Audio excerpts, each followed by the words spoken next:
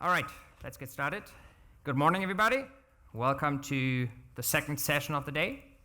I hope you had so far good spring one so far. And I'm Gunnar Hillert, together with Michael Minella, and we are presenting here on integrating Spring Batch and Spring integration. We both work for Pivotal, so we're part of the Spring R&D team. I'm a committer on Spring integration as well as on Spring XD. And Michael Minella, I'm the project lead for Spring Batch. I'm also one of the members of the expert group for JSR 352 and the author of Pro Spring Batch. Cool. What we want to cover in this session is we want to give you a brief introduction into Spring Batch, do a brief introduction also on Spring integration, and then go into Spring Batch integration, which is probably a small little project you may not be too well aware of. It's part currently of the Spring Batch admin project, or sub-project of thereof. And then towards the end, we also want to do a quick overfly on Spring XD and do a Spring Batch job that runs within Spring XD as well. And so we basically cover kind of like what you saw yesterday in the keynote, being part of this Spring I/O effort. So we're basically mostly covering the foundational level of Spring I/O, the integration batch, and then maybe a hue on big data, and then, as I said, on the execution layer on Spring XD. While I bring up this slide, just a quick note on the Spring Pivotal 1 platform. So basically what we want to do in this presentation is that you as Spring developers are not necessarily always focused on the particular small little projects you're at hand. Like say you want to do purely Spring Batch, that's all you look at is Spring Batch, but that you also start looking based on whatever your requirements are within your organizations, that you look into how can I solve the problem the best, and maybe it is better to also look into other projects that are available to you in the Spring portfolio, which, for example, as a Spring Batch developer, maybe you may want to look into Spring integration, for example, or vice versa. As a Spring integration developer, Spring Batch may solve a couple of problems better than doing it with one project alone. With that, I would like to start with Spring Batch, and Michael does cover that part. Cool. So can I get a quick show of hands? Just who here has used Spring Batch in some capacity before? So I've got an idea of what I'm talking to. All right, 50%-ish? Okay. So when I think of batch processing, what I think about is processing without interaction or interruption. So we think about developing applications. A lot of us in here are web developers. When we develop web applications, there's a lot of interaction, right? You send a little bit of person sits at a browser, they send a little bit of data to a server does some work, and it comes back. There's a lot of interaction back and forth. Batch processing is the antithesis of that. Batch processing is kick it off, let it run. With Spring Batch, we try and address some of the things that might happen during that run so that you don't need to interact with it. Typically, batch jobs are long running. They don't have to be, but they can be. The two key points here, though, are they're not interactive, like I mentioned. And they process large volumes of data. When you think about the web applications that most people develop, when we get honest about the number of users that are hitting those websites, it might be, 1,000, 10,000, maybe 100,000 people a day, page hits a day.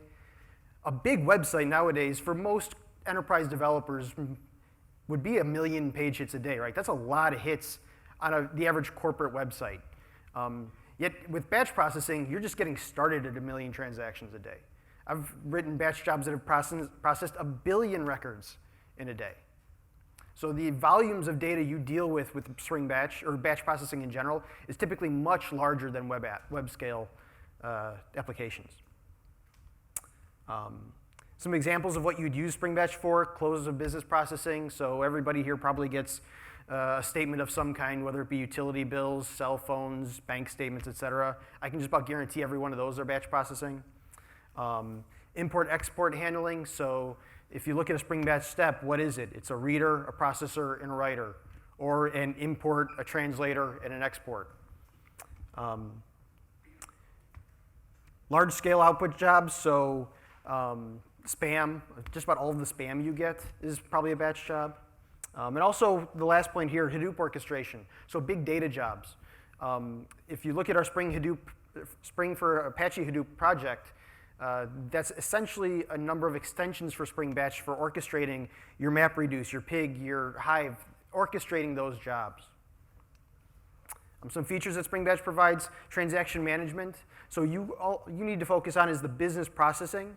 So things like transaction demarcations, how do your components work within transactions? You don't have to worry about that. Chunk-based processing. We talked about how batch processing typically handles a large volume of data.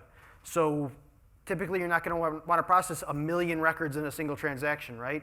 So we offer chunk-based processing so that you can divide those up into smaller pieces that not only you can commit with intervals, but also restart at a given point. Declarative I/O. We've got readers and writers for most, if not, I'm going to say most of the different input and output scenarios you can think of. Just about every file type you can think of, databases, NoSQL databases. The Hadoop area has some HDFS stuff. We've got emails, JMS. All of those can be used as input and output for Spring Batch jobs. I mentioned before about how Spring Batch or batch processing in general is typically not interactive, so we want to handle error conditions when those processes are running. So things like starting and stopping, restarting. If a record is bad, skipping it or retrying it. Those are functionality that's built into Spring Batch. We do have a web administration interface. It's called Spring Batch Admin. The project that's the focus of most of this talk, Spring Batch integration, is actually a sub-project of Spring Batch Admin. One of the cool things about admin, though, is you can take the jar files out of that project and embed them in your own project. And not only does that provide an API that you can consume, but it also exposes a number of pieces as a RESTful web service, just out of the box. Obviously, Spring Batch is based on the Spring framework, so all the things you know and love, the configuration options, the AOP, all that type of stuff, that's all there available for you. And just a quick blurb, JSR 352, that's the batch job. I'll be talking about that later today in more detail, but Spring Batch 3 will be compliant with the spec. Give just a quick hello world demo. Spring Batch.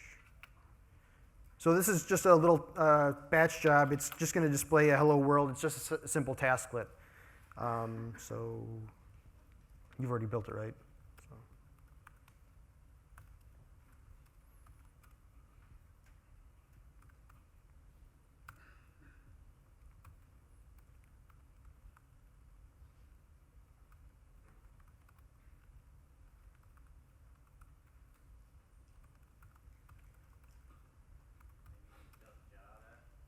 Yep, thank you. And the shaded.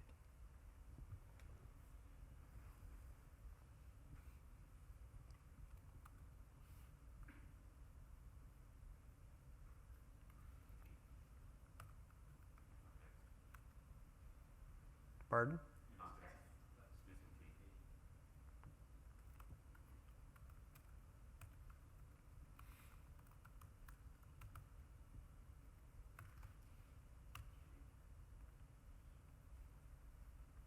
So you can see, where was it? Am I missing it? Oh, there it is. The hello world equivalent of Spring Batch. We can do the same thing and pass in parameters, and it'll kick that out as well. So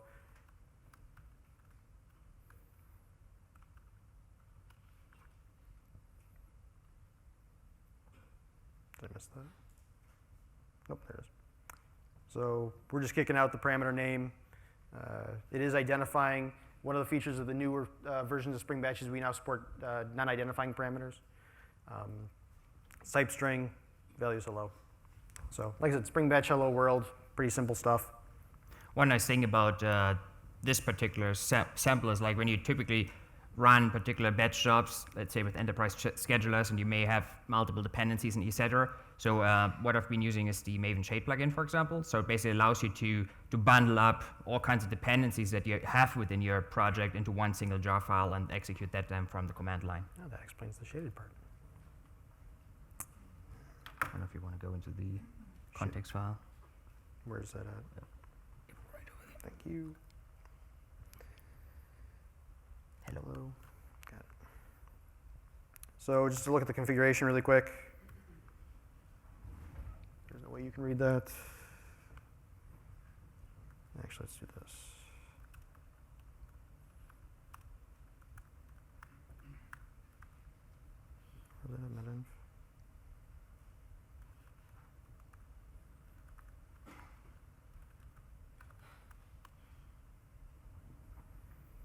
You don't get the syntax highlighting here.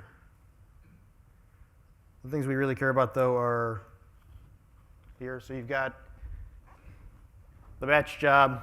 It's a single-step job with just a tasklet, which is defined just below.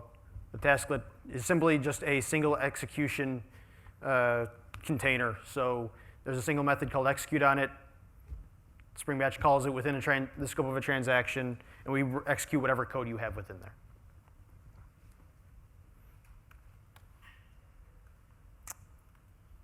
Oops. Start back up. Shift F5. Maybe start from where I was at. Play. Thank you.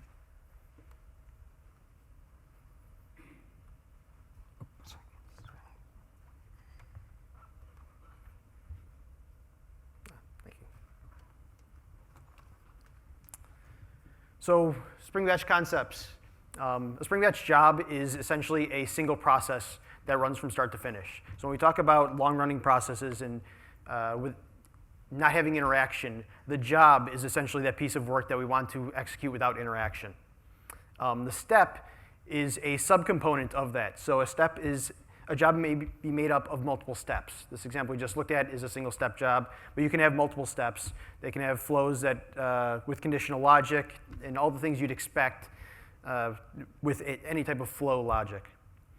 Within a step, you're going to process a number of items, and those items are grouped in what we call chunks.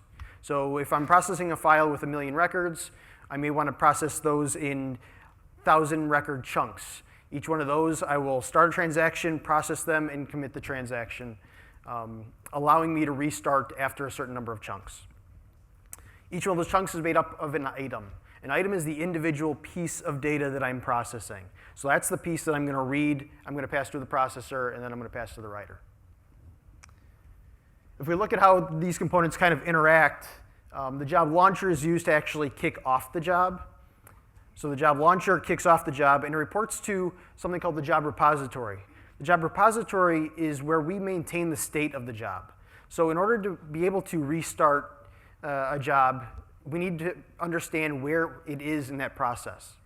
And that state is maintained within the job repository. Spring Batch offers two different implementations by default, a JDBC one and an in-memory one. So when the job launcher launches the job actually kicks off, and the job launcher reports to the job repository, hey, I've started.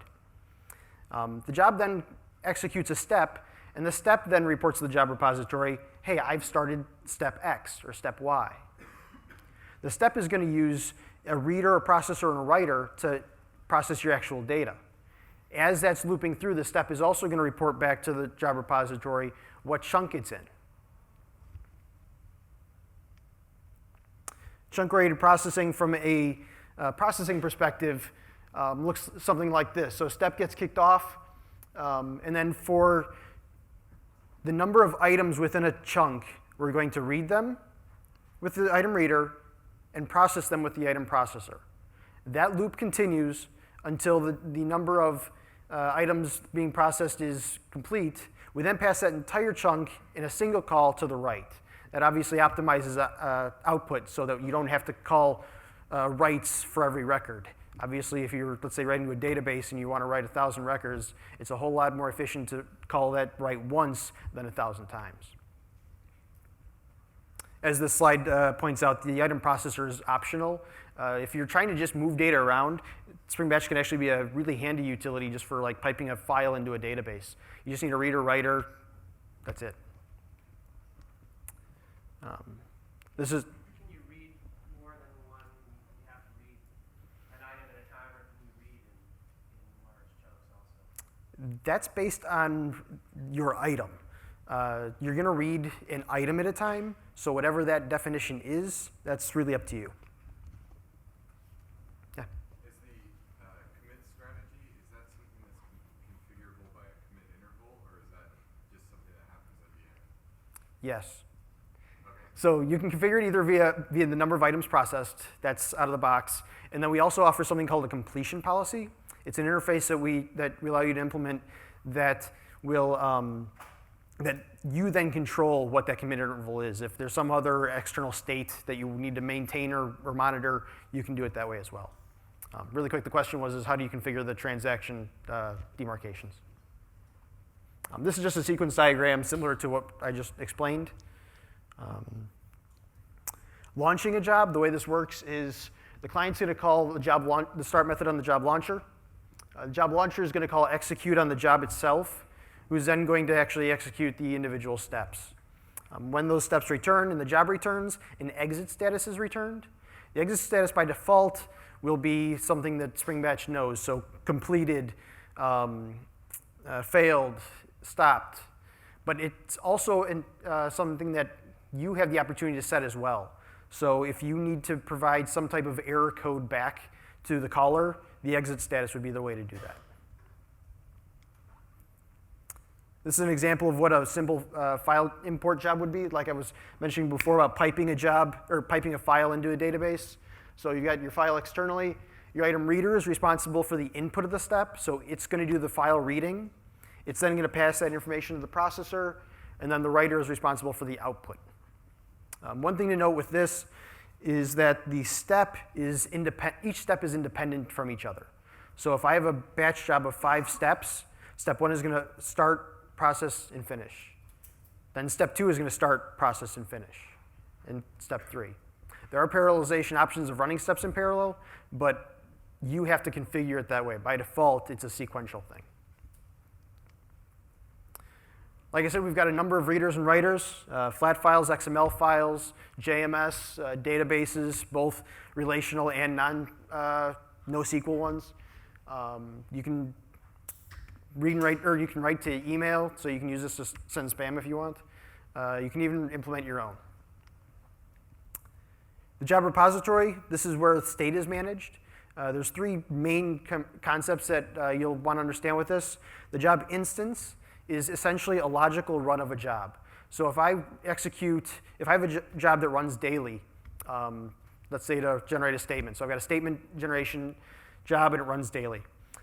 Each logical run of that, so Mondays run, Tuesdays run, Wednesdays run, each one of those will create a job instance.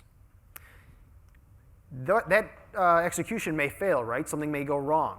So if I need to run it again, we want to be able to identify those individual runs. Those physical runs are the job executions. So a single job instance may have multiple job executions depending on what happened with the run. Within each job execution, you have the same concept with a step execution. So each time I attempt a step, you get a new step execution. All that state is maintained in the job repository, so we know upon a restart where to pick back up. Spring Batch Admin is that web UI I was mentioning. It's a sub-project of Spring Batch. It provides a UI that you can launch, start, restart, all that type of stuff, as well as browse the job repository. So you can look at past executions, past job instances, what failed, why did it fail, how long did it run, how many items were processed. All these things are available via Spring Batch Admin. Pass it off to Gunnar for Spring integration. All right. So, first of all, how many of you are using Spring integration? All right, seems to be another third. So, as a good portion of you were batch users, So even though you have all this wonderful support of item readers, writers, etc., you may often have other requirements that you would like to route. You route your data on specific requirements. You may have multiple input sources you get files from, etc. So a whole bunch of other stuff you would basically do around your batch flow. And even though that, batch can cover a good portion of those requirements, you may want to also look into Spring integration to do some of those things, and that's what I want to talk about. Basically, we had a whole bunch of different, historically different styles of integration. Either your Exchange files, you may want to have, a shared database, remoting, you exchange messages, etc. Spring integration is primarily, is at its core a messaging framework. And with that being said, there are different, how shall I describe it? Basically different integration styles that you can use Spring integration for, where it's good for. So basically, in your corporate environments, you often may have either business-to-business integration, so that's my historic background when I was doing EDI and all those X12 file exchanges, etc. You good 850s, 856, if you know those numbers and it rings a bell. Very old industry, but still the majority of e-commerce runs on it. So if you have those type of scenarios where exchange files, those B2B scenarios. However, you may also have data you need to integrate systems internally within your corporate boundaries. Into application integration, you need to have multiple systems that either, that connect via web services, other means of integration as well. So that's another area where Spring integration can be super helpful with. An interesting integration style or use case for Spring integration that I kind of like to accentuate is intra-application integration. So you may have, when you develop your applications, you may have requirements that don't necessarily require you to go fully distributed, etc. But you may have, for example, conceptually portions within your applications that are kind of like slightly more complex. You would like to separate them out a little bit. So for particular, when you have, let's say, file handling stuff where you need to load your files, you need to do some more complex processing, do some other stuff with it, and then hand it further down. And you may have also routing requirements that you can basically use Spring integration within. It's small enough that you can run it as a library within your existing applications without having to really incur any penalty in terms of performance and or ease of use. I mean, it's literally you can use it down to the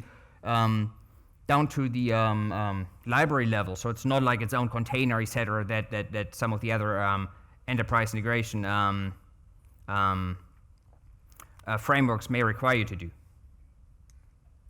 So generally, we have common patterns. We have retrieve data, parse data, transform data, and transmit data. So it's actually some overlap with Spring Batch in that regard.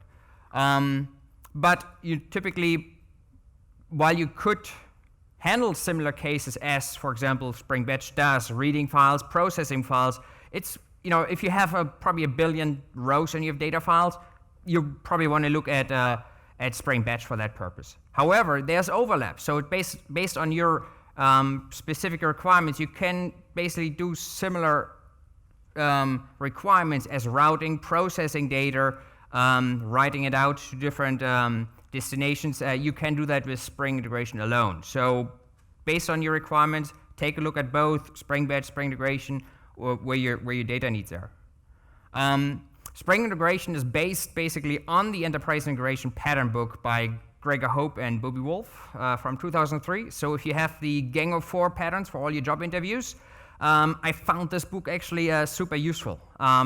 Very good read, very general explanation of what is it, of what's basically emerged as useful patterns.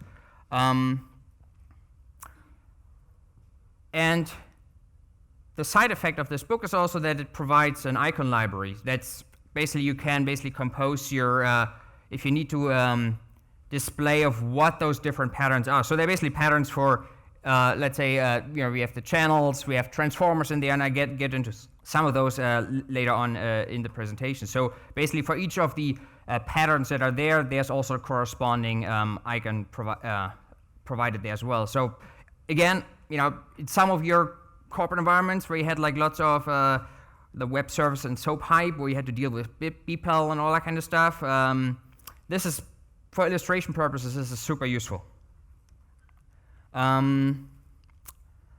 So basically, Spring Integration provides an extension of the Spring programming model to support the well-known enterprise integration pattern. So we have the enterprise integration pattern in the context of Spring. So that's another, if you look some of the other frameworks out there, that's a nice thing about Spring Integration. We reuse literally almost everything that's provided by Spring. So we don't reinvent specific functionalities within the context of Spring Integration, but if it's available within Spring Core, we will use it, as well as many of the other projects that are out there. We are probably, as a project, probably one of the most heavy user of the functionality provided by the various Spring properties. So in one facet or the other, Spring Integration, many of the adapters will use those. And we have quite a few components. That's literally just a subset of what you can do. When you, for example, need to do enrich your data, you're routing the data through your messages through the system. You made to add contents to your payloads. Basically, whatever in Spring Integration, everything is routed as a message. So you have a payload, a header, and then you can use, for example, an enricher to add additional headers or to augment certain properties within your payload with additional data. We have JMX support. You can split data. You can aggregate data. They keep track of message history, store message. When we route messages, the nice thing about Spring Integration is that we have that channel concept. So basically, whenever you route messages through the system, everything is connected with the channel. That gives you a really nice abstraction of how you want to handle your data. So you have basically the default, for example, is a direct channel that's basically in memory, so everything is happening on the same thread. But you may also want to just switch it over to make that JMS-based or ActiveMQ based, or you may want to switch that channel to a queue-based channel so you can actually pull data or basically add levels of asynchronicity to your flows. So that those are the things you can do with that. And we then also have plenty of adapters, so similar to what Spring Batch has for item readers and writers. We have adapters that you can use to get data in. For example, pull a remote FTP server, for example, integrate with web services, pull databases. But also on the destination side, for example, if you need to send email notifications out, you need to submit your file to a remote file, etc. So there are plenty more adapters than is shown on the slide. So a wide support for many protocols and standards. If you check out Spring Integration, also I would encourage you to take a look at the Spring Integration samples. So there are over 50 samples out there, from your typical Hello World all the way up to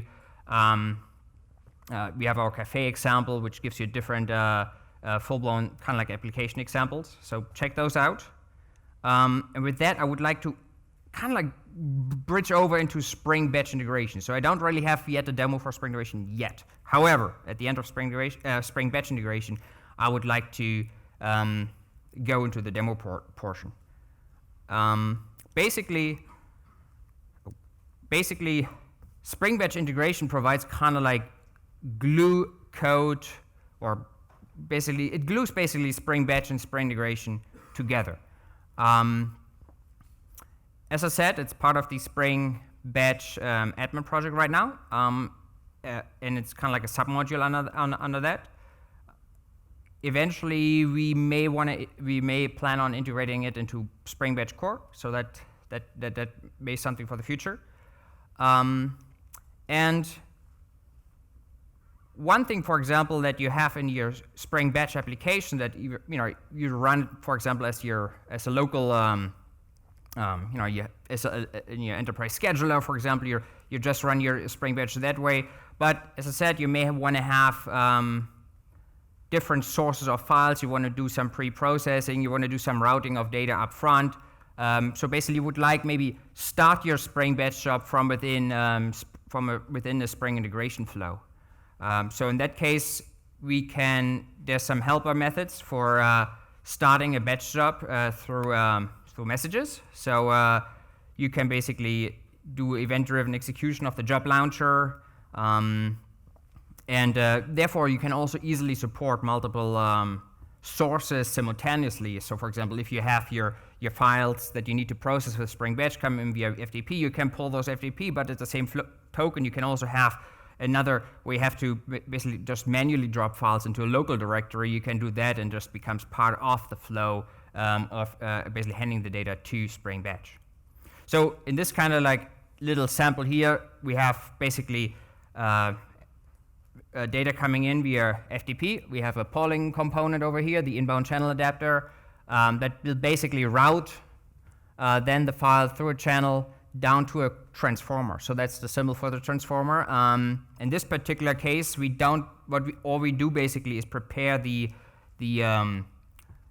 job launch request. So basically, Spring Batch likes to have we use that basically to start the batch job, and we provide the job parameters, the path, for example, for the file from the file system as we got the file into our application, and then we basically execute the batch job. As we have shown a little bit on the when we launched the Hello World batch job, that we have one little thing that's in Spring Batch is the default parameters converter. So for example, kind of like a little helper to convert whatever, for example, in your Spring integration flow, you may have parameters, etc. You want to set those, and some of those may come from, also external properties files, etc. So it allows you to basically convert string parameters into richly typed parameters for Spring Batch. And then we basically, when we start the job, we basically have a job launching gateway where we basically have connect the request channel and then the actual job launcher, and that will basically then trigger the batch job to be executed. A second way you can use Spring integration within Spring Batch is to get feedback with informational messages. So whenever you have let's say, for example, a long-running batch jobs, you may want to have want to get informed when a job has failed, succeeded, if certain items are being processed, etc. So you basically, Spring Batch provides various listeners you can hook into your job on the various levels of processing within your batch job. So there's the step execution listener, the chunk listener, job execution listener, and you can use that to and hook those then, basically those events, and then send messages into a Spring integration, and then do whatever you need to do with them. So at that point, you have the full freedom and the full availability of Spring integration to send out email notifications or other ways of dealing with that particular data. So in this case, and that's part of my demo I'm showing in a minute, is we basically have a batch job that we're going to execute, and based on the status of my execution, be it a successful error, we basically sending out emails and sending those through the email channel to the email adapter that will send out the message. We will also route them basically to a transformer that will basically, if the execution was in error state, that we basically resubmit the job or re-execute the Spring Batch job. So those are kind of like scenarios that I will cover in the demo in just a second. So yeah, in this case, we have basically the import payments. We basically, part of the demo is basically we have just a simple file of payments you want to process. That's the batch job. And then on the batch, we have basically the notification, a listener for that basically defining the notifications that are basically being sent out.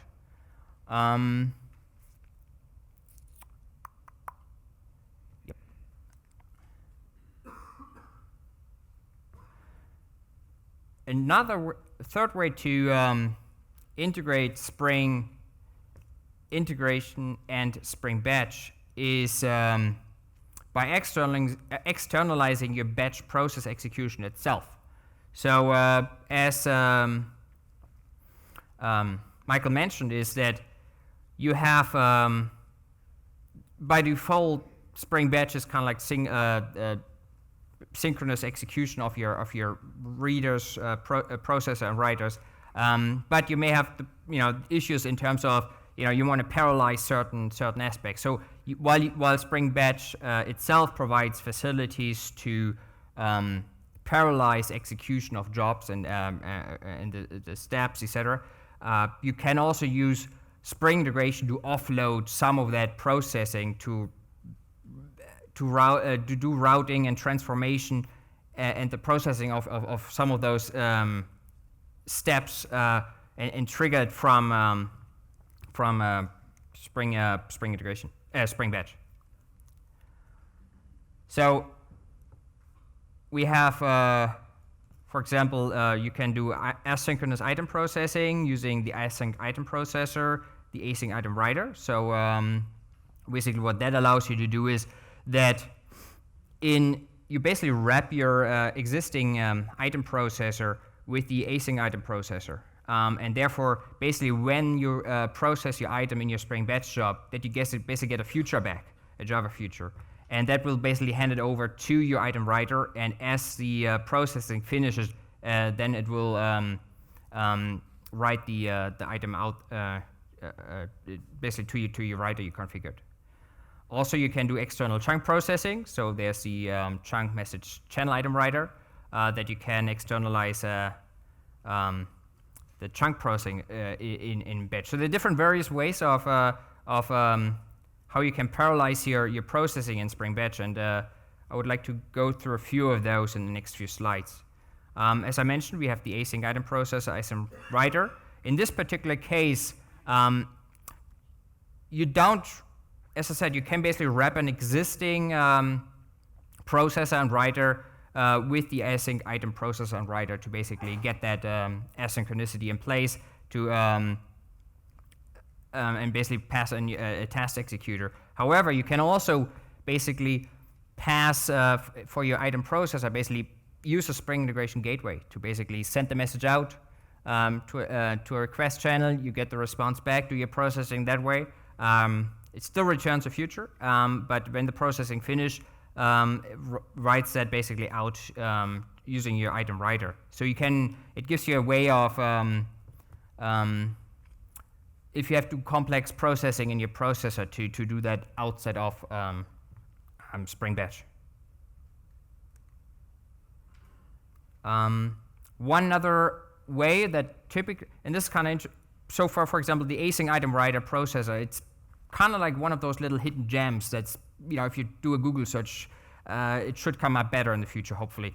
That often, though, you have basically, one example you see more often is the concurrence step, or the multi-threaded step, basically, that you can put a task executor on your entire step and basically parallelize the execution of the reader, writer, and processor.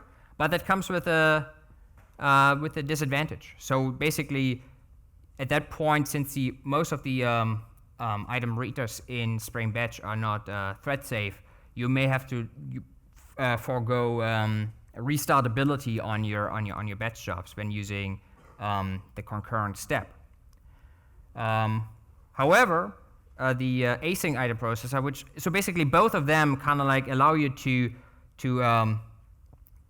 increase the basically allow you to scale your batch job, but they both come with advantages, disadvantages. So the async item writer and item processor, it, for example, focuses only on the processing. So if the processing is a bottleneck, it might be actually a really nice choice, as it still provides restartability, and you pretty much write your data in sequence, versus when you parallelize your step, when you write those items out, they may not be in order anymore, as well as you forgo restartability. So those are just two things to be aware of when choosing one versus the other.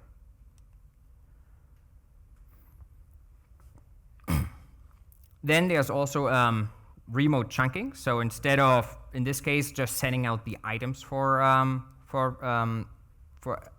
asynchronous processing, you can also send out chunks into and have those processed with Spring Duration. I cover those in the demo as well. If you want to mention a few more things about Spring chunking, that we just covered in the. So yeah, so remote chunking, the way it works is it sends the actual individual items out onto a channel for remote processing. The idea here is that you've got a master-slave configuration. The master has is going to provide the data. It's going to send it out to the slaves. The slaves will process the data, and then they'll return the data back to the master for writing. So as Gunnar was pointing out, if the processing is the bottleneck for this process, this is a good option. The caveat to this, though, is obviously there's a lot of I/O involved, especially if you are truly doing remote, sending it over the wire. The fact that you are actually going to serialize all those objects to get them to the slaves and back will add an I/O overhead. The alternative to that is remote partitioning. Remote partitioning, instead of sending the, sorry. What all those entities say? Pardon? What all those entities say? I just can't. Oh, sorry. So regular step, reader, processor, writer. Regular step, reader, processor, writer. Step 2 is the master step. It's got a reader and a writer. The processor is actually in these slave steps. So what happens behind the scenes is we do a little magic that injects some new components that will essentially write out to your data out to a channel in the master that the slaves will pick up. They'll read off the channel, do the processing, put it back on a reply channel that will be picked up by the master, and the master will do the writing. One thing to note here, the actual data needs to be local to the master, not the slaves. The slaves have no insight into the data outside of what's coming across the channel. Thanks. The alternative to that is remote partitioning. So with remote chunking, we're sending the physical items across the wire, right? We're sending the actual data that's going to be processed. Remote partitioning is different. It actually sends a description of the data we want to be processed. So let's say we're processing rows in a database. It's going to send, I want to process IDs 1 through 1,000. So it's just going to send 1, 1,000. And then the slave steps are responsible for doing the reading, the processing, and writing at the slave level. Then all the slaves do is they reply back saying, hey, I'm done. It worked or it didn't. And then the master is responsible for aggregating those results. In this example, the I/O being sent over the wire is much less because you're just sending a description of the data across the wire. But the difference here is the data has to be local to the slaves. The slaves are responsible for doing their own reading, processing, and writing. Yeah? So what, going back to the other one, the remote chunking. Mm-hmm. So the step 2 versus step 2, 2A, 2B, 2C. Yep. The item readers and writers are different, right? The item reader in step 2 is different than the item reader in step 2A. That is correct. So the reader and writer in 2A are the special ones that we inject. They are not the ones that when you configure your step, they're not the ones you think that you're actually configuring. Good point. So are they separate threads? It's all in one JVM, right? Doesn't have to be. These can be, so this channel can be backed by something like Rabbit, and you can scale this out to as many JVMs as you want. Can you repeat the question? Sorry. So this was asking whether or not this was a single JVM or not. So you can do this in single JVM just using threads. But like I said, you can also back up the channel with Rabbit or anything like that and send them over the wire. But the key is that it has to be a transactional channel, as Spring Batch doesn't necessarily keep track of basically the remote chunk processing itself. For remote chunking, the communication needs to be persistent. The remote partitioning, it does not. Yes, correct. So what I'm trying to get is, it's not single thread, right? I'm trying to understand how will batch, the Spring batch with what to say. Yeah, so this is not single threaded. So these are all running concurrently. So essentially, when we talk about chunks, each one of these is going to be processing a chunk on its own, in theory. On the remote partitioning, if one of the slaves goes down, so how does the master handle that? Depends on how you configured it. So the way I've done it in the past, I've got an example that if you grab me offline, I can point you to. But the way I've done it in the past is if you do set these up with something like Rabbit or a persistent message store, what happens is, okay, slave 2 goes down, right? Since it's not going to commit its transaction, the message will be put back on the queue, and somebody else will pick it up. Now, depending on how you structure your data, that could be a good thing or a bad thing, right? So the example that like I said, I can point you to afterwards, there's actually a processed flag as well. So as items are getting processed, within the chunk, they're basically being identified as being processed. So when the new guy picks up, so slave 2 goes down, the message goes back on the queue. When slave 3 picks it up, it's configured to only process the records that are unprocessed within that chunk. So that way, it basically handles itself, essentially. So apart from synchronous messaging, any other choices or any other options you like it? So for remote chunking, you do need guaranteed delivery. So that's typically JMS, but like I said, you need guaranteed delivery because you're sending the actual data across the wire. Whereas remote partitioning, in theory, you could use anything you wanted. You could use REST, you could use any communication vehicle there.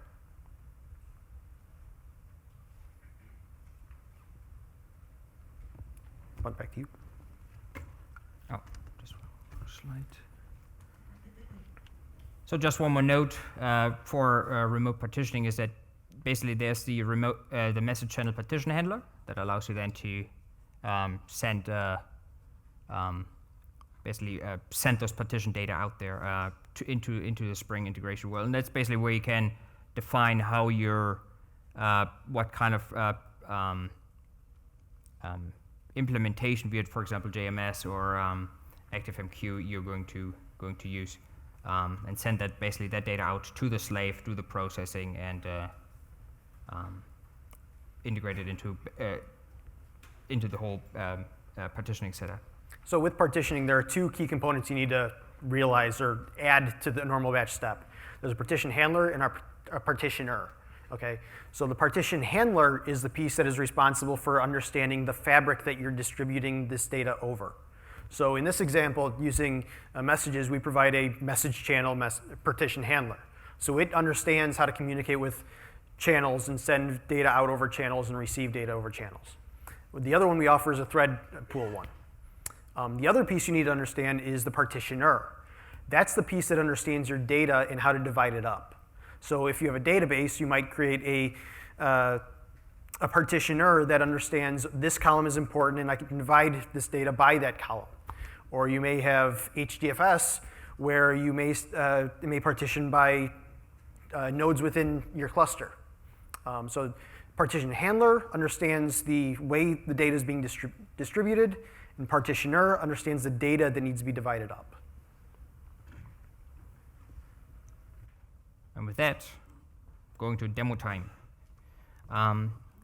As I mentioned before, and that's also like where you can grab the samples yourself. And the slides are already uploaded to SpeakerDeck.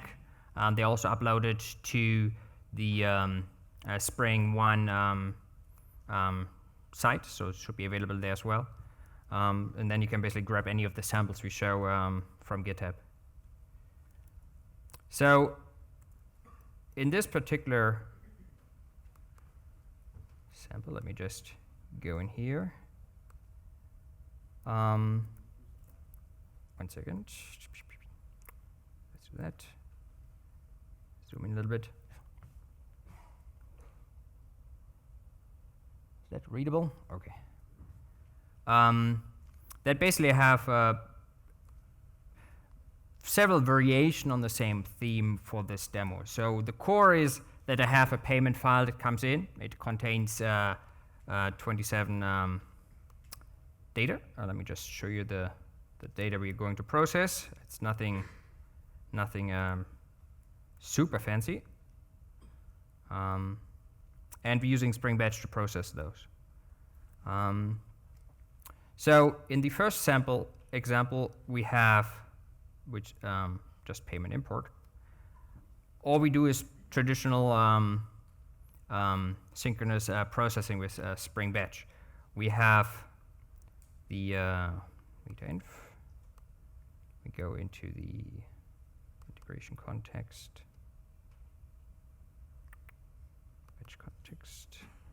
So we separated the setup for this demo into you have the batch-specific setup as well as the integration context. So in the integration context, we also have our little bit of visualization of what's going on here. Whoa. Okay. So we pull data coming in. We prepare, as I showed in the earlier slides, the job launching, the launching the job. It goes back to the request channel. We run the job, and we also get statuses back from the job execution. So that basically indicates if the job executed successfully or, for example, had an error. We also have basically notification listening for basically listening for notifications that are coming in from Spring Batch. So we then have basically a router for that. If it was an error execution, we're sending it back, restarting the job. So we wait for 5 seconds and then basically resubmit the job execution. For notifications, we basically prepare here the notification that we got from Spring Batch, prepare those into mail messages, and then send notifications out via email. And also print a few statuses out just to the console. So that's pretty much the basic example on the Spring Batch side, where we have. Okay, here we go. We basically have the job launcher, which references the job repository, that keeps the state of my batch job, the job repository, and then down here we have to declare the Spring Batch job itself. Oh, that's the wrong. One second. Batch context.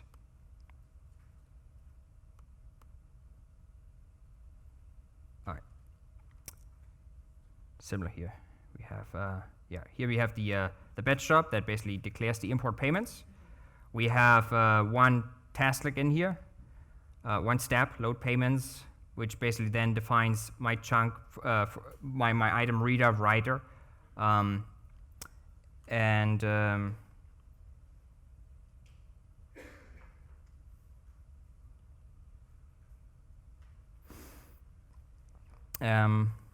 have my payment writer down here. And where is my?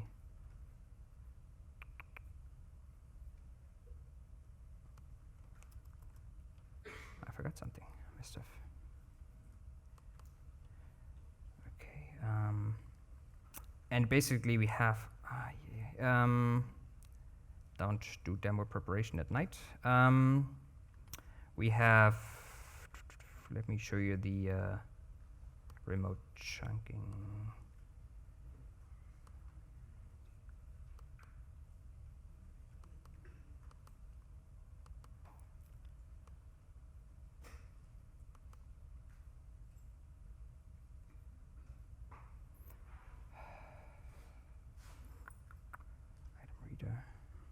Yeah.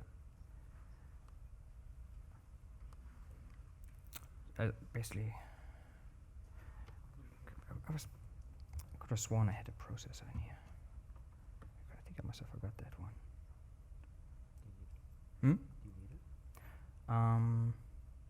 Maybe not. What does it do? We have the. Yeah, maybe not. I don't have one.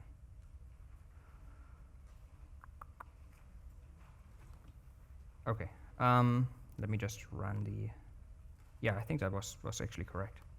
So we have the writer, reader, and as well as the writer, and then we have various listeners out here. For example, in this case, we have the payment chunk listener that we have. In this one, we actually wired in a message channel.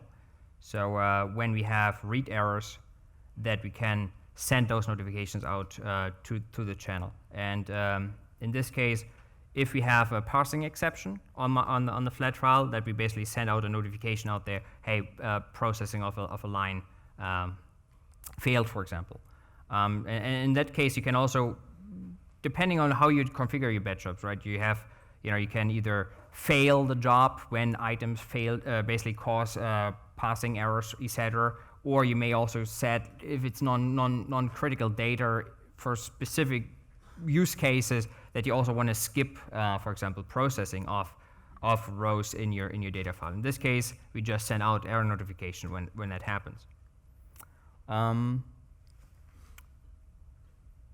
right, so we have the writer down here, the reader. We basically define how the file is made up, map the files. We basically have the payment field set mapper that reads the various files and basically constitutes my domain object, the payment. So with that, let's just run that sample. The way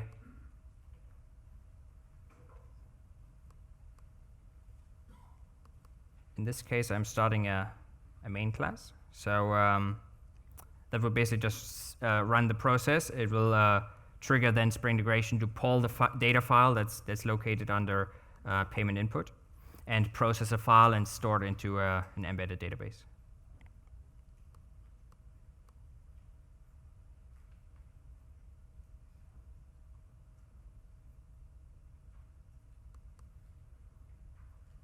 And yep, job execution started, everything is processed, done, exit status completed. I have 27 imported successful payments, and also received 2 notifications. One is that the execution started, and that the other one says that the execution completed. So the way in this particular case, I do the verification is that when I boot up my Spring application context over here, that I then, when the execution finishes, that I have basically parse for the listening for the on the channel to basically complete the application and get the information, whatever setting out. So in this case, for example, instead of using a full-fledged mail implementation, I'm just using a stepped out Spring a mail sender to catch the mail message. All right, so what happens when there's an error? Let's say I have my input file here. I create some strange error here. That should hopefully fail. Execute it again. And it gives me now basically an exception being thrown, pass error, and it will now basically resubmit that job as I have it set it up, gets the error, resubmit the file, restart the job. This is going on now forever, basically. Let me just fix that error, and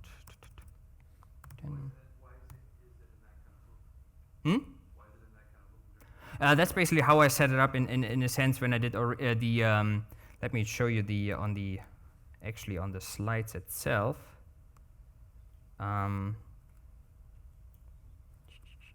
We had, whoa.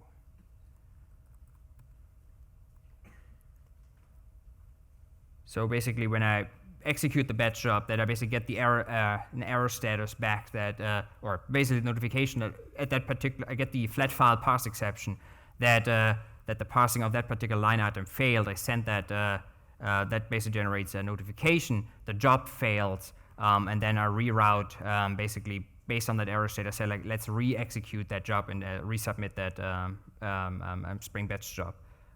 There is I have job execution router. I have a router that basically, if there's if there's a status failed, then send it out to the job restarts channel. And then I have the job restart itself, which is a service activator in Spring Duration parlance. And I'm basically just restarting the job, handling the job launcher, and then basically just execute the job with the parameters of that job. You could have used the batch web app to see the status and restart that mechanism too. Yes, you should be able to do that as well. So so you basically have visibility from the Spring Batch admin into the job execution there as well. Yeah, you can. The only caveat here is that it's happening automatically. So if there was a condition that you would expect it to be able to resolve itself behind the scenes, this would address that without interaction. So if you wanted to, say, try max 5 times, you can modify like the parameter when you're resubmitting it? Yes, yeah, you can. In this particular example, well, you have in Spring Batch the you can set a limit of. You can, but I actually for that scenario, I'd leave it in Spring Integration actually. Okay. So yeah, you in that case you would basically just set the limit of how often you would like to resubmit that inspect basically the job execution status, I guess, how often you failed, I guess, and then resubmit the basically not continue resubmitting that file forever into Spring Batch. So did I fix the error? No, I did not. I did not save it yet, so it's still failing. So let's press save. And then it just completed. So it picked up where the error occurred. And since I waited so long, it sent out 43 notifications. And those are basically all my best, but all my payments succeeded. So basically in here you see it's restarted the job, and then it continued where the error occurred, finished the job, and basically you get the started as many statuses as the job has started, and then towards the end the job has finished. All right, now we have a few more other similar ordered samples in the application. One is that as a simple way to, let's say I have when I process my my batch job, that I have a basically slow processing going on.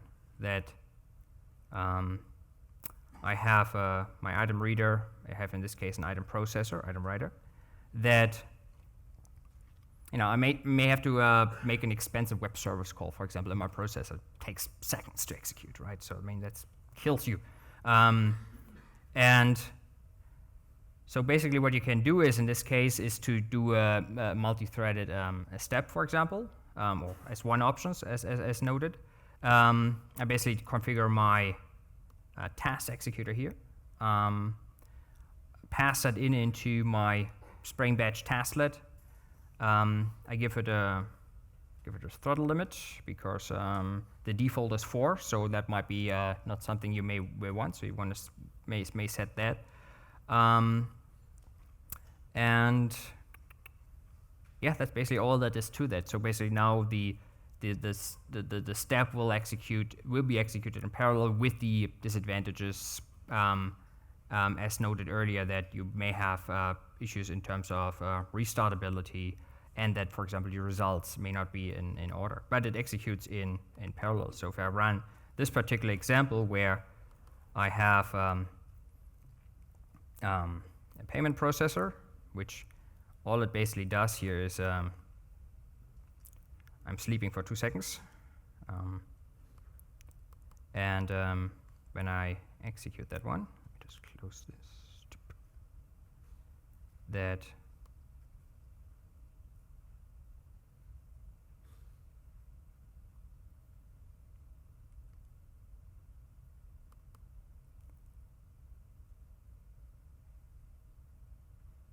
basically and finish those in. Yep, so basically executed my job without incurring too much of a performance hit while having that thread sleep in my processor. And as I said, the other option is basically to use an async item processor and item writer. So if the reading and writing of the files is not the bottleneck, but the processing, that might be a good choice, as it gives you still restartability and your results are showing up in sequence. For that, I have the async processor sample. And I basically split this example out actually into two variations. One is using with and one is without Spring integration. So just to give you an idea of how you can configure that, that particular sample.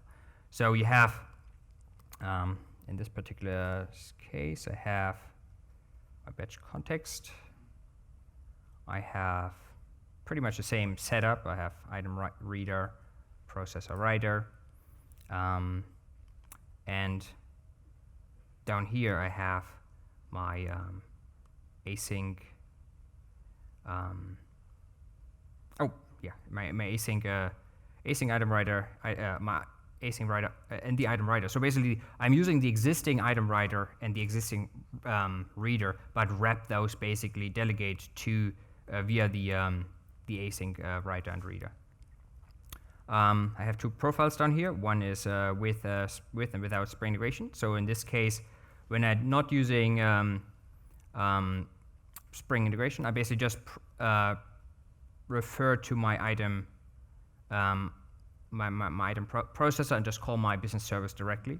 When I have with Spring integration, I'm basically using a gateway, which I'm basically called item processor, which basically just points to the Spring batch item processor interface. So that's a Spring batch interface. But Spring integration, you can basically create that way gateways and say, like, if this interface is executed in any way, just route it to that particular channel within Spring integration. If you have more complex business interfaces, let's say in non-Spring batch application, you can also, based on which method, etc.,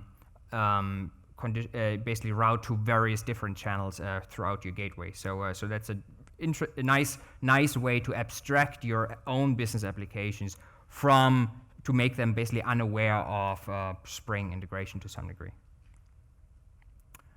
So in this case, we basically just send.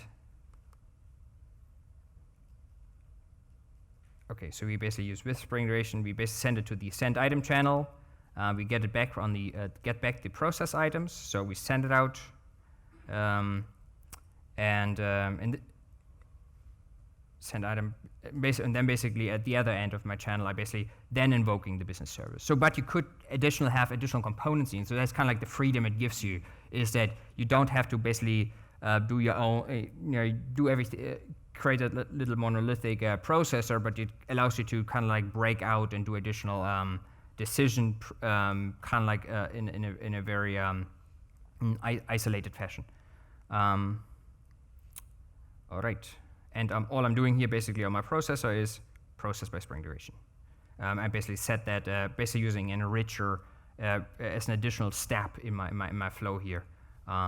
So just a quick note here.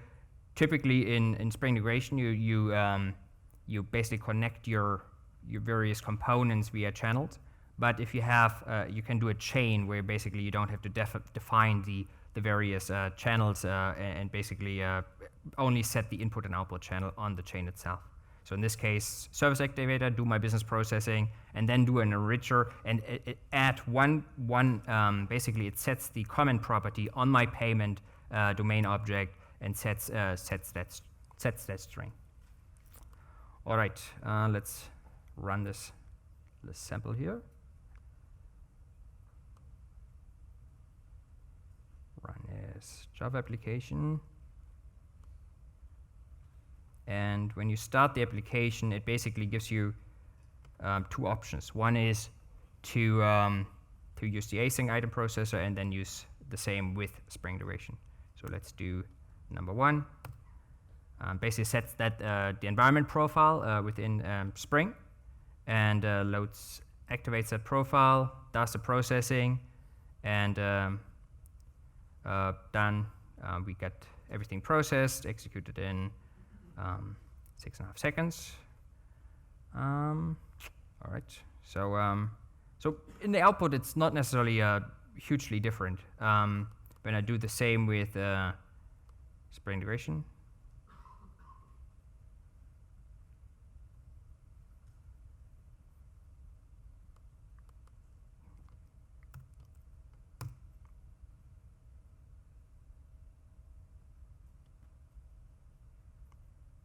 Does the processing, and also finished with the execution. Same output, but the only difference is that I have the additional comment that was added to my payment item.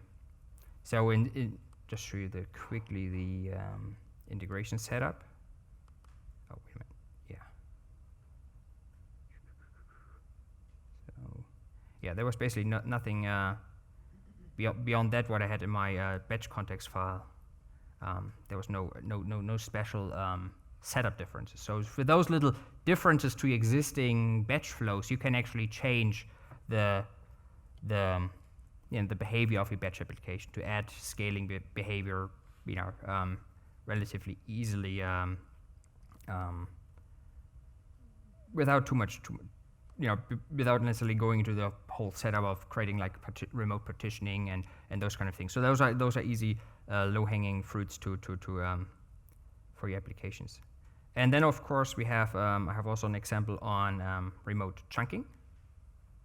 So the interesting thing on for remote chunking is that my batch job is actually set up the same way as my as if I wouldn't use remote chunking. So basically, I have it's basically the same thing. It's just I have my item reader, my item writer. So how is the remote chunking coming into place? So that piece is done. I have my item writer, item reader, and then if I can scroll here somehow. All right. I have my chunk handler down here. So so that basically will delegate to the chunk item writer, and it will also highlight the step, and this is critical, that it will you basically reference the step load payments in my job itself. So and that will basically configure the magic that goes on, that reconfigures your batch step to use remote chunking. The little caveat you have to be aware of is that if you do this configuration, nothing changes in behavior yet. So so basically, the magic happens when you actually write up wire the item writer itself and gets the then the initialization starts. So let me show what I mean by that is, if I go into my integration context, I have, and nothing here changes as well, and down here I have my remote chunking set up.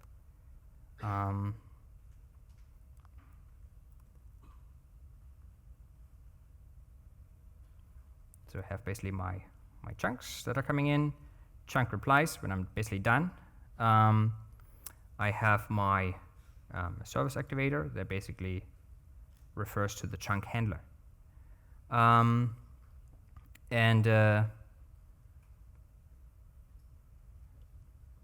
handler, and then I have basically my chunk item writer down here.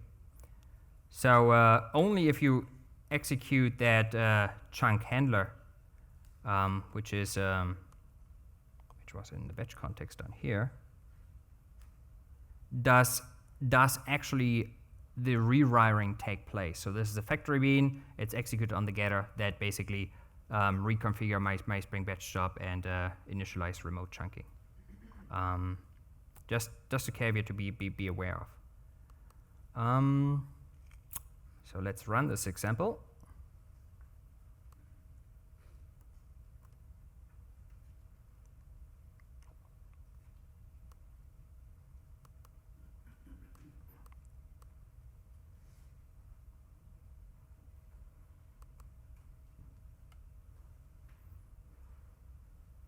And yep, et voila, all jobs were done, were executed. Similar behavior in observance, but it uses, in this particular case, it used remote chunking. So yeah, check out those samples. They're out on GitHub.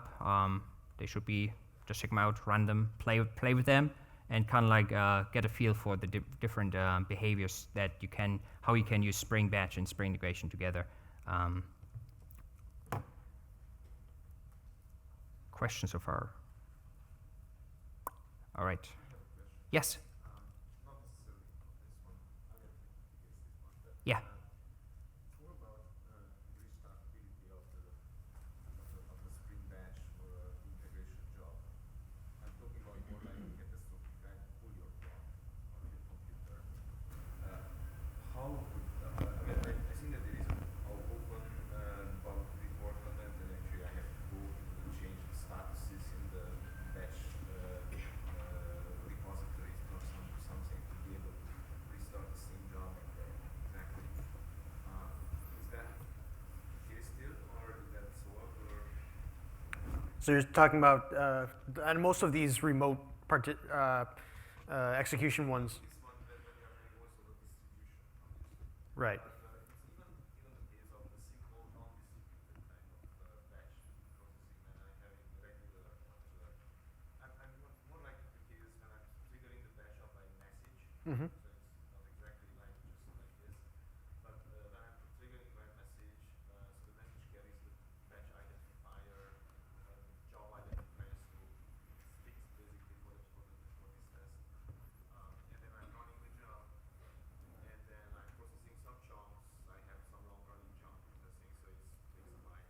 And then at one point I cut the power. Yeah, you literally pull the plug on it. Dies everything. Yeah. So then obviously I plug it back, everything loads back, the message gets delivered, and now it's supposed to be recovering. So the message identifiers are figured out again, and then it's supposed to be recovering. And then the question is that, is it going to recover? Is it going to, Spring Batch can recognize that, okay, I was in the middle of some step and I didn't just crash with an exception and I changed my status to failed, but just processing state at this point. Can it restart and reset itself so that it can actually? The framework currently cannot. The reason for that is because the job repository, the data store, can be shared. So we could not, there's no way for us to know that there's somebody else doing that work. So I could execute it, I could have a job running here, I pull the plug here. If it gets kicked off over here, I don't know what's going on over here. I don't know, did he die, did he not? There's no way for me to know that from the data we have in the job repository. I mean, actually, the way to do that, there was another system in which every system had an ID, kind of fluid, and it said, okay, I am running. So I am looking at it and it says it's already running, I know that it's not me, so I can cancel it. So in a sense that you can recognize that something has started, it's processing, and nobody else is doing it, it's just something like that. So Ways to do it. So the question is that is it currently really the recommended way that I need to dig into the database and change the status to? It's not spec. currently that's the only way it would work with the functionality that's in the framework right now. Is it possible to do something about this with the Spring admin? Spring admin will prevent you launching the same job twice. But even that, again, if you were to have multiple instances running, it's a really hard problem to solve. We can talk about it afterwards if you want to get into more of the details. If you made a judgment, you have a human judgment that says this job has been, the plug was pulled, then you can sure you can go and set the status to fail, right? I mean that's something you can do with YAML console for sure, right? Right. You set it to aborted or failed or whatever, Right. and rerun it. But It's an element of human judgment involved, right? Somebody has to take a decision. This is failed. Actually, that's what I'm saying, that it can be. I mean, not necessarily not every case, but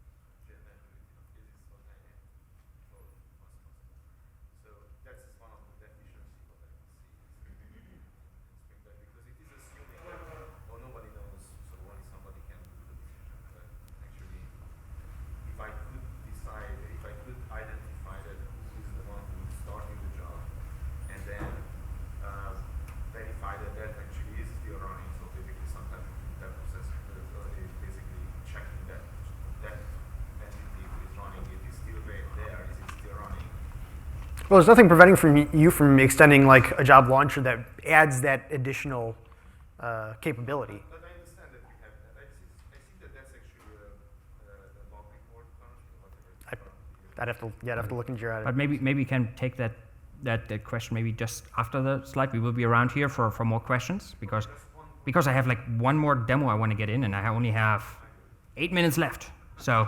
So my last question was actually is that in this case, can I change that status by the string editing? Yes, So you can. should be able. Yeah. You can. There you go. You can. Yeah. Okay. Thank you.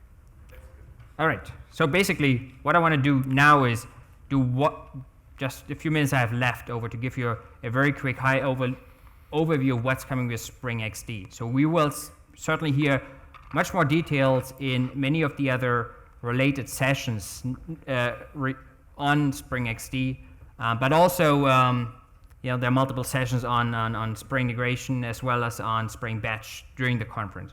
But so to give you an overview of Spring XD. So basically what Spring XD is kind of like a higher level abstraction on top of Spring integration, but also basically Spring Batch. So basically it reuses batch and integration under the covers to a large degree, and it allows you to tackle the big data complexity of basically you get real-time data coming in on a massive scale from your mobile applications, real-time streams, could be batch files, other applications within the organizations, and you basically need to route or run analytics as the data comes into your through your system. So you basically can tap into streams, run analytics. You can basically kick off Hadoop jobs using Spring Batch, for example. Basically gives you the capabilities of workflow orchestration as well as data export. By no means, this is meant to be an exhaustive overview of Spring XD, but I just want to give you a few pointers of what's coming with Spring XD and have a little demo that encapsulates executing a Spring Batch job within using Hadoop. As I said, it builds on existing assets like Spring integration, Spring Batch, Spring Data, and also the nice thing about the efforts of Spring XD is that over the coming, it basically trickles also down into the other projects as well. So as we develop Spring XD, you will see also more and more features being added into Spring integration as well as Spring Batch, Spring Batch integration, etc. Due to those efforts. So you basically allows you to easily using a DSL, domain-specific language, kind of like based on the Unix pipes and filters, to build out simple streams without programming, basically. So in this case, HTTP pipe file, what that basically will do is it will spin up an HTTP container on port 9000. You can post data to it, and it will pipe it into a file in your system using the defaults for that particular source. So basically, the HTTP, that's a source, and then the file will be what we call a sink. You can also parameterize those streams. Basically, in this case, you can do a Twitter search, do a query on it, then pipe it into a file. But it doesn't have to be a file. So you can do from going into HDFS, the Hadoop file system, to your databases, to your to via email, etc. There's a whole bunch of various sinks that are available to pipe your data into. And you can also do filters, so you can do processes as well. So it's you have your sources, you have your sinks, and in between you can basically do processes that transforms your data, filters your data, etc. So in this case, we have that you can use Hadoop, execute Hadoop workflows managed by Spring Batch, and basically that reuses the Spring Batch infrastructure and Spring for Apache Hadoop, the Spring for Apache Hadoop project as well. With that, I would like to go do a very quick last 4-minute demo on Spring XD. Let me go into the command line. Let me boot up my Spring XD application. And this is just for demo purposes. That basically boots up the, I'm using the single node installation, so Spring XD can run, single node, multi-node, different transports of the data, be it in memory, based on Redis, AMQP. In this case, I'm running basically the server on the right side in single node, boots up, and then on the left side I have my my Spring XD shell. So I have and this one is based on the Spring Shell project. So it gives you code completion, etc., which by itself is a very useful project if you ever need to have shell, need to create shell applications. So in this case, I can do a stream list, for example. I don't have any streams in my system right now. Let's create a batch job for my my Hadoop job, basically. I have another command here, job, which can also be used not just for, it basically initializes generic batch jobs within Spring XD. So it's an easy way to also execute batch jobs. Job create, I do, where do I have it? All right, job create, I do name. The way I basically give this, all I'm doing in this particular job is I have a book, large file, and I'm basically just using the standard Hadoop word count that's provided by Apache Hadoop to count the occurrence of each word in my file. The setup is basically that when I execute in Spring XD, I do copy my batch configuration. It's a module. Deploy that into my into jobs here. I have the batch, the word count batch job here. It's just word count. Okay. Batch definition. Word count. Job create. Yep. Deployed the module. Basically, it's just a generic. If you look into that particular example, it's just an ordinary batch workflow that's basically being executed. Job definition, batch job, steps, importing the file into HDFS, and then executing the Hadoop job. So I created the job, and I just need to execute the job. So all I'm doing is doing a stream create, doing basically a trigger.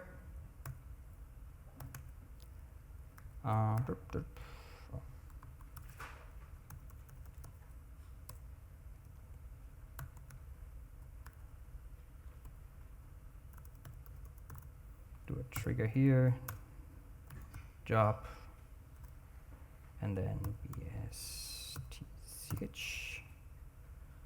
That should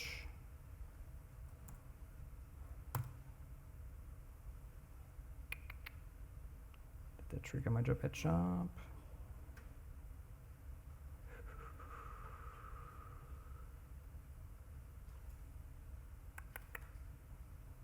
Let's see if I got my data file. Oh, didn't execute.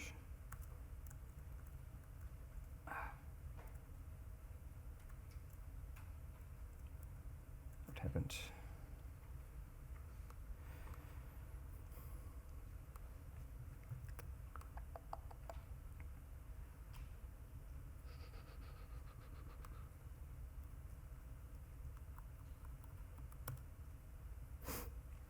Second, it should have stream list. Got my job list. Oh, wrong spelling. Hey. Okay, cool. So we do stream create triggered definition, provides code completion. Then we do the definition, trigger, pipe that into job colon. Let me just copy that over here. Batch job, and